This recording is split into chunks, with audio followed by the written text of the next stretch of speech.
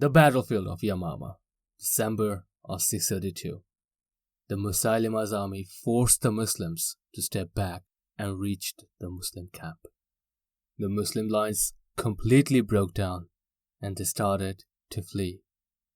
The apostates started plundering the Muslim camp.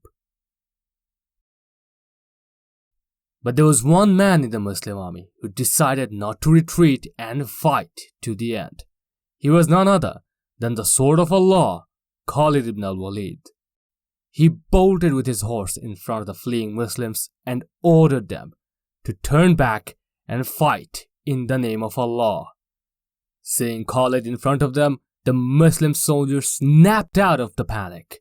They realized that they were the soldiers of Islam and should not fear any apostate army.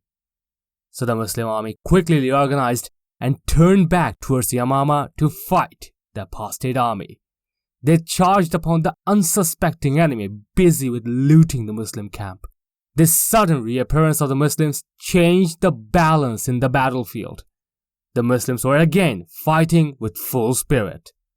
But the enemies were still too many in numbers. Khalid realized that to win against these odds, he needs a different tactic. So he advanced forward and challenged Musailima for a duel. Musailima sent several of his best fighters one after another, and Khalid defeated all of them and continued rushing towards the enemy and got very close to Musailima. Seeing Khalid approaching with utmost ferocity, Musailima got afraid and fled from the front line. This broke the morale of the apostate army. Soon they got scattered under the charge by the Muslims and started to flee. Musailima took shelter in a walled complex several kilometers from the plain of Aqraba. But a group of Muslims managed to follow him to the complex. However, the complex was well protected and initially the Muslims could not break through the fortification. But they did not want to give up their pursuit. It was already late afternoon and was getting dark. After sunset, a few Muslims managed to scale the wall, kill the guards nearby, and they opened the gate for the rest of the Muslims to enter. A brutal close-quarter combat followed. Musailima and his followers did put up heavy resistance and the fight continued for a couple of hours. But eventually the Muslims killed or captured all the enemies. Musailima was killed during the encounter. The strongest opponent of Islam in Arabia was no more. But the Muslims had to pay a huge toll for this victory.